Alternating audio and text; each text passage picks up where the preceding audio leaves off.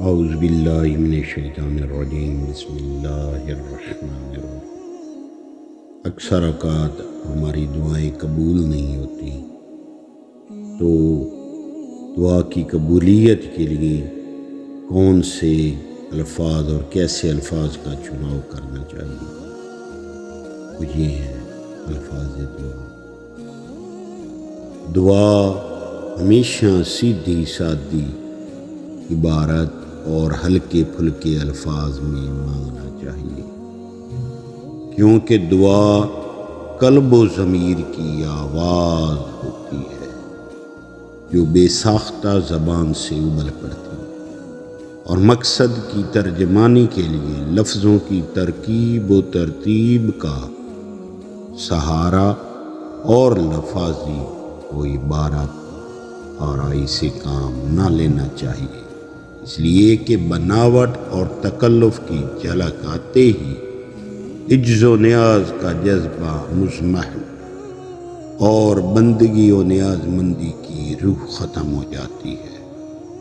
اور ہمیشہ ایک سے الفاظ بھی استعمال نہ کیے جائیں کہ وہ زبان پر چڑھ جانے کی وجہ سے قصد و ارادہ کے بغیر اس طرح کی دعا دل کی آواز نہیں ہوتی، بلکہ الفاظ ہی الفاظ ہوتے ہیں جن میں اخلاص کا جذبہ، دل کی حضوری اور طلبگاری کا ولولہ نہیں، اور جب تک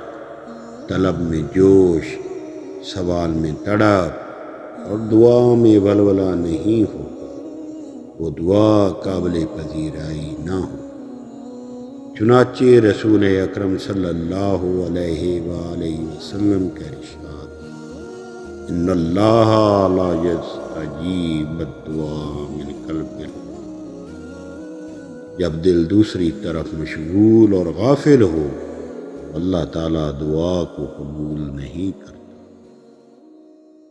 دعا میں ایسے الفاظ زیادہ مؤثر ہوتے ہیں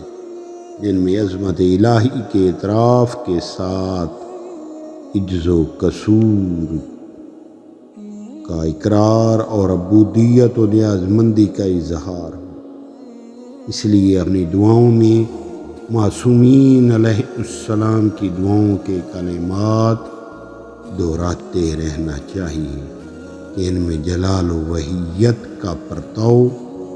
اور جمال یکولیت کا انعکاس پوری طرح جلوہ